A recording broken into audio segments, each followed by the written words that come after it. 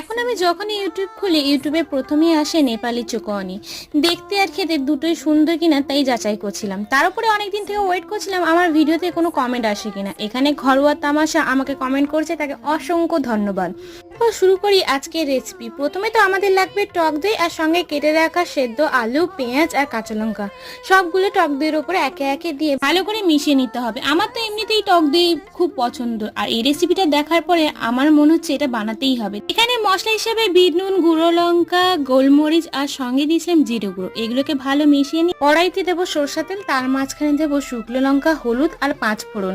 একে একে জিরে, মেথি অনেক কিছু দিতে পারো, সেগুলো আমি একসঙ্গে আমাদের 5 ফোড়নে পাওয়া যায় সেটা দিয়েই তারপর গরম গরম তেল মশলাটা দিয়ে দিয়েছিলাম দইয়ের উপরে। ভালো করে নাড়াচাড়া করলেই তৈরি হয়ে যাবে আমাদের নেপালের চোকওয়ানি, যেটা দেখতে আর খেতে সত্যি অপূর্ব ছিল। সত্যি কথা বলতে যারা টক দই খেতে পছন্দ করে তাদেরই একমাত্র এটা ভালো লাগবে।